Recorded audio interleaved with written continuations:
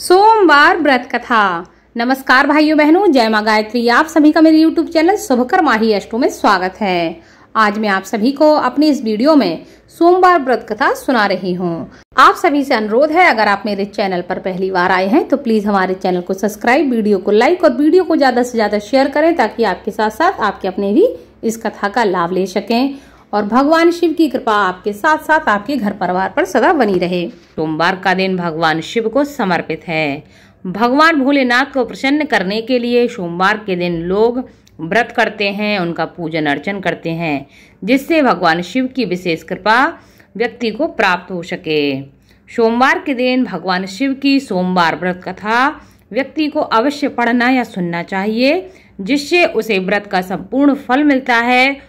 और जो लोग व्रत नहीं करते हैं उन्हें भी भगवान शिव की कृपा प्राप्ति के लिए इस कथा को अवश्य सुनना चाहिए। एक समय की बात है, किसी नगर में एक साहूकार रहता था। उसके घर में धन की कोई कमी नहीं थी, लेकिन उसकी कोई संतान नहीं थी। इस कारण वह बहुत दुखी था। पुत्र प्राप्ति के लिए वह प्रत्येक सोमवार का व्रत रखता था और पूरी श्रद्धा के साथ भगवान शिव के मंदिर जाकर भगवान शिव और माता पार्वती की पूजा करता था। उसकी भक्ति को देखकर एक दिन माँ पार्वती बहुत प्रसन्न हो गईं और भगवान शिव से उस साहूकार की मनोकामना पूर्ण करने का आग्रह किया। पार्वती जी की इच्छा के अनुसार भगवान शिव ने कहा कि हे पार्वती, इस संसार में हर प्राणी को अपने कर्मों का फल मिलता है और जिसके भाग्य में जो होता है उसे वही भोगना पड़ता है। लेकिन माँ पार्वती जी ने साहूकार की भक्ति का मान रखने के लिए उसकी मनोकामना पूर्ण करने की इच्छा जताई। माता पार्वती के आग्रह पर शिव जी ने साहूकार को पुत्र प्राप्ति का वरदान दे दिया, लेकिन साथ ही यह भी कहा कि इसके बालक की आयु केवल 12 वर्ष होगी। माता पार्वती और भगवान शिव की बातचीत को साहूकार सुन रहा था। उसे ना तो इस बात की खुशी थी और ना ही बहुत दुख। वह पहले की भांति भगवान शिव की पूजा करता रहा। कुछ समय के बाद साहूकार के घर एक पुत्र का जन्म हुआ। जब वह बालक 11 वर्ष का हुआ तो उसे पढ़ने के लिए काशी भेज दिया। साहूकार ने पुत्र के मामा को बुलाकर उसे बहुत सारा धन दिया और कहा कि तुम इस बालक को काशी विद्या प्राप्ति के लिए ले जाओ और मार्ग में यज्ञ करना। जहाँ भी यज्ञ कराओ वहाँ ब्राह्मणों को भोजन कराते रहना और दक्षिणा देते जाना। दोनों मामा भांजे इसी तरह यज्ञ कराते और ब्राह्मणों को धन दान दक्षिणा देते काशी की ओर चल पड़े।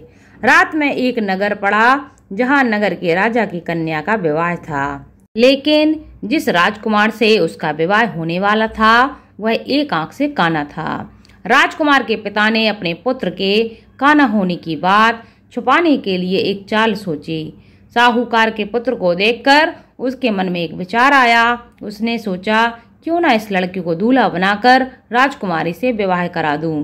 विवाह के बाद इसको धन देकर विदा कर दूंगा और राजकुमारी को अपने नगर ले जाऊंगा। लड़के को दूल्हा के वस्त्र पहनाकर राजकुमारी से उसका विवाह करा दिया गया। लेकिन साहूकार का पुत्र ईमानदार था, उसे यह बात न्याय संगत नहीं लगी। उसने अवसर पाकर राजकुमारी की चुन्नी के पल्ले पर लिख दिया कि तुम्हारा विवाह तो मेरे साथ हुआ है, लेकिन जिस राजकुमार के संग तुम भेजी जाओगी वह एक आंख से काना है। मैं तो काशी पढ़ने जा रहा हूँ। जब राजकुमारी ने अपनी चुन्नी पर लिखी बात पढ़ी तो उसने अपने माता पिता से यह बात बताई। राजा ने अपनी पुत्री को विदा नहीं किया, जिससे बारात वापस चली गई। दूसरी ओर साहूकार का लड़का और उसका मामा काशी पहुंचे और वहां जाकर उन्होंने यज्ञ आदि किया। जिस दिन लड़के की आयु 12 वर्ष की हुई उसी दिन यज्ञ रखा गया। लड़के ने अपने मामा से कहा कि मेरी तबीयत कुछ ठीक नहीं है। मामा ने कहा, तुम अंदर जाकर सो जाओ। भगवान शिव के वरदानुसार कुछ ही देर में उस बालक के प्राण निकल गए। मृत भांजे को देखकर उसके मामा ने विलाप करना शुरू कर दिया। संयोगवश उसी समय शिव जी और माता पार्वती उधर से जा रहे थे। पार्वती जी ने भगवान से कहा, स्वामी, मुझे इसके रोने का स्वर सहन नहीं हो रहा है। आप इस व्यक्ति के कष्ट को अवश्य दूर करें। जब शिवजी मृत बालक के समीप गए तो वह बोले कि यही उस साहूकार का पुत्र है जिसे मैंने 12 वर्ष की आयु का वरदान दिया था। आज उसकी आयु पूरी हो चुकी है, लेकिन मृत भाव में विभोर माता पार्वती ने कहा कि हे महादेव, आप इस बालक को और आयु देने की कृपा करें, अन्यथा इसके वियोग में इसके माता पिता तड़प तड़प कर मर जाएंगे। माता पार्वती के आग्रह पर भगवान शिव ने उस लड़के को जीवित होने का वरदान दिया।